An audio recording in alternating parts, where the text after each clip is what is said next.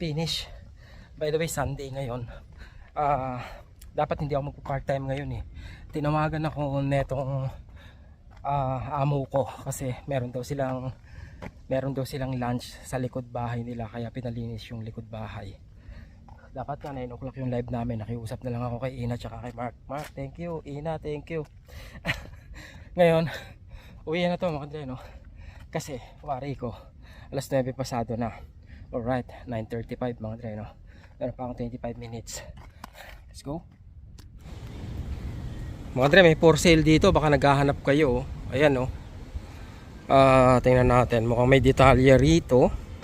Ang sabi niya 196,000 kilometers, 2010, automatic, clean interior or condition, gumagana, no repair. So ayan yung presyo mga Andre, no? 6,200. Pwede na ba yan? Hindi ko alam kung ano mga Andre, no? Kung mahal ba o mura yung presyo niyan. But anyway, 2010, 196,000 kilometers mga Andre, no? Tawagan nyo lang, ayun yung number niya, no? Hopefully malinaw. Meron pala, naipakita ko rin doon. Iyon. Okay? Andito tayo sa Victoria mga Andre, no? Kasi umorder tayo ng pagkain dito sa Morena. Medyo may katagalan ang waiting time dahil tanghalian, maraming customer. Kaya punta na rin muna ako rito sa bangko. Lakarin ko na lang mga Andre, no? Tapos andun si Maritesla. Andun si Rosia mga Andre, no? Oh.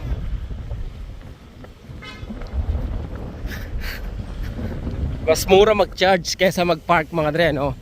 Ang parking dito per oras parang mahigit $1. Mahigit $1. Oh, tama. Tapos ang charging ko per oras is $1 lang. So kung may charging station na libre, magcha-charge na lang ako. Mas mura yung bayad ko kaysa magbayad ako ng parking. Kit ng kotse, oh. Kotse ng madamot yan mga Andre, no? Kasi 2 tao lang makakasakay dyan eh. Di ba? Kotse ng mga makasarili. Ganda, ganda. Lambor, hindi. Ewan ko. Basta maganda mga Andre, no? Hindi ko alam kung Ferrari o Lamborghini. Oh, nangyari, may sunog. Summer na talaga. Saan pupunta yon? Kakaliwa. Saan kaya?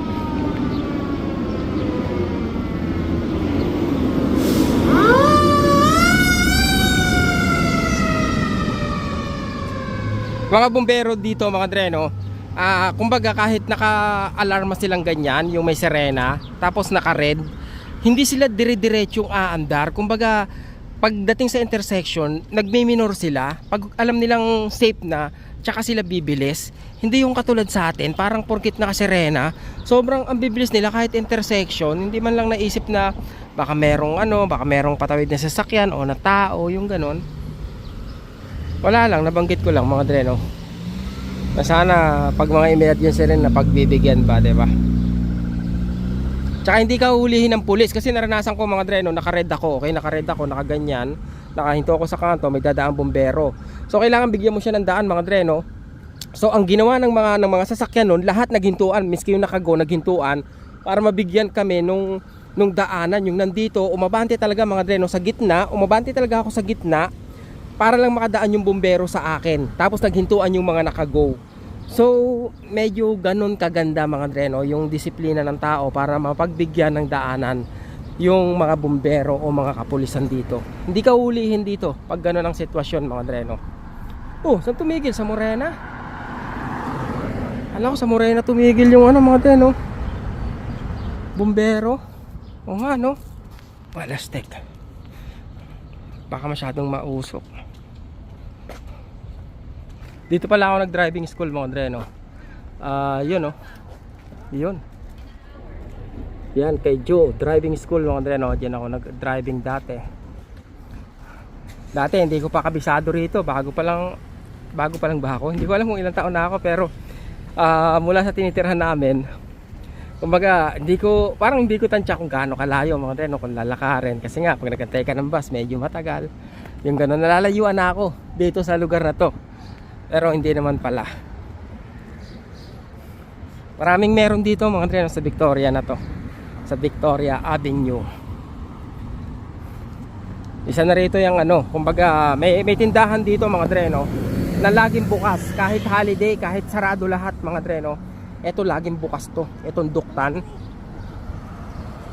Itong grocery store mga dre no. Papakita ko lang sa inyo no. Baka kasi mamaya may lulutuin kayo na naubusan kayo ng sahog. Eto mga dre no, any time of the day laging bukas to kahit holiday. Hindi pa ako binigo ng Marche, Duktan na yan mga dre no. Tapos sa harap niya is yun nga no, Morena Restaurant. At sa harap ni Morena Restaurant, yun no, bakit may ano, may bombero dyan, di ba? Tapos eto rin no, Amore Joy Express fried chicken mga dre no. Ano nangyari rito? May kaguluhan. Pero may mga pulis pulis, bombero. Anong nangyari?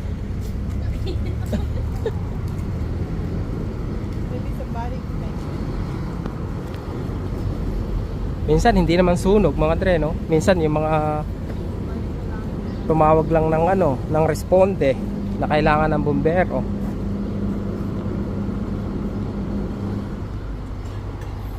Ay, chika-chika tayo.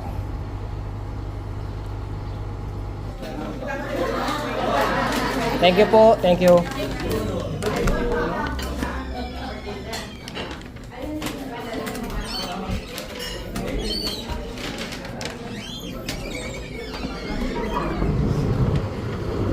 Pa rin yung mga pulis mga dre no. Okay, nakalibre tayo ng parking, nakapag-charge pa tayo ng sasakyan, di ba?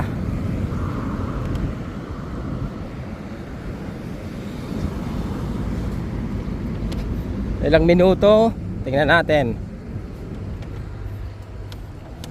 20 minutes, mura lang yan mga dre. Oy, may maisingit ako no, ito out of topic. Kasi may nag-comment sa huling video ko na kung saan sinasabi na poor mindset daw ako kasi nga tungkol sa bahay ba. At ang sabi is nadamay ka, Ina, at ikaw, Mark, hindi na lang daw kayo nagko-comment sa akin sa pagiging poor mindset ko kaya tahimik na lang daw kayo. Oh, poor mindset ka talaga eh. O yan, nag-comment na ako. You know what? Una sa lahat, I have a feeling I know this person. It's the same person who... Oh, the same person lang yan. Name. Okay? Yun ba, Rice? I mean, hindi ko Hindi, iba eh. Iba pa rin. Iba pa siya.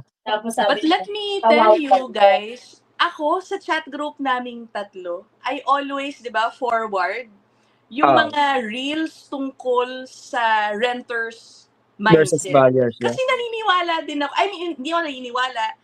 I believe that there are really people who are believers of renters for reasons that, you know, benefit their specific situation. Mm-hmm. May ganoon talaga sa mga panahon ngayon. Parang actually dumadami ang ganyang mindset. Renting and investing. Depende kasi. Pinakamahalaga dyan, investing part. Siyempre, it would be useless if you're not using your extra money to invest. Pero hindi, I have no judgment or think that Rice has a poor mindset. Diba? Hindi, walang ganun. Sa totoo lang. Kasi Mark, sang ayaw, poor mindset ako. Para sumang-ayon na siya. Para tsaka yung nag-comment, I mean, God, feel free to comment what you think about Rice. Huwag nyo na kaming idamay. I mean, you don't know what is going on in our heads.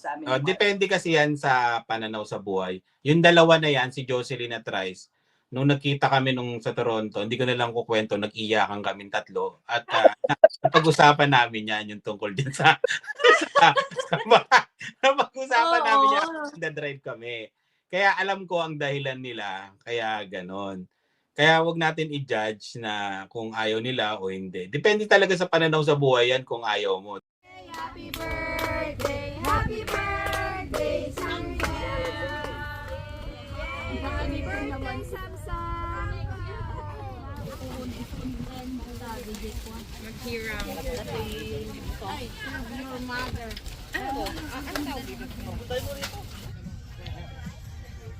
Happy birthday. Oy, Elements mga dre, no? Nakabili na ba kayo ng condominium dito? Baka gusto niyo subukan, no? Yan, no? Boss, shoutout sa iyo, sa boss namin ng Elements mga dre, no? Oh, come. Give me a hug. Give me. Oh, what happened? What happened? Wow, handsome. Where's your dad? Where's your dad? There. Oh.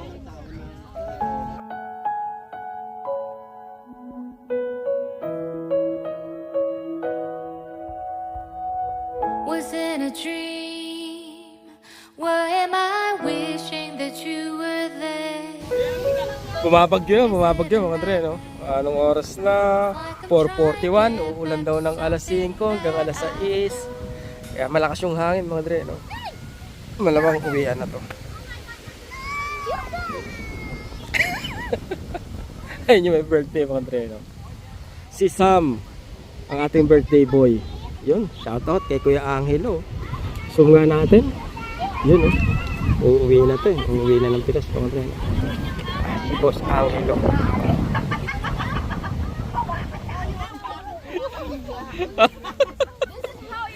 Oo. Yan.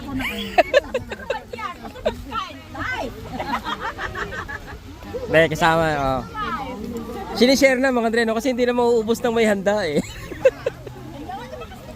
Pumula na ng tuluyan. Yan, no? Okay, mga dre, no? Uwian na to.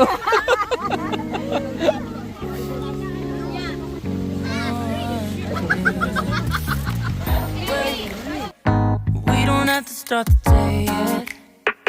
I just wanna stay. Yan mga dre, isa lang no. Basahin ko lang sa inyo yung kumpletong comment nung Poor Mindset. Sabi ni A. Rosario, congratulations on not leaving your comfort zone, pero hindi naman lahat ng may bahay nagsisipag and nag-double job. Tamang financial planning lang and lakas ng loob mag-upgrade para tumaas yung per hour. Yan ang ituro nyo po sa anak nyo. Mag-upgrade at magpataas ng per hour, hindi yung makontento dahil maganda benefits, retirement, etc. etc. Okay po ang video pero sana wag tularan or gayahin ng mga bagong dating sa Canada. Kaya no comment na lang sa inyo si Miss Ina and Mark Carino kasi poor mindset kayo palagi. Anyway, you do you, sir. Wag lang talaga sana isipin ng mga kababayan natin na tama itong ganitong mindset. So ano ba yung tinutukoy niyang mindset mga dreno? Kaya niya nasabing poor mindset ako. Kasi ang sabi ko doon, ayokong may stress sa pagkuha ng bahay. Ayokong may stress sa paghuhulog ng mortgage. Kasi nga, 3,000 yung mortgage mga dreno. At hindi ko kaya. 3,000 yung sweldo ko, 3,000 yung mortgage. So anong matitira sa akin? 'Di ba? Mali daw yung mindset na yon. Kaya sana wag yung tularan.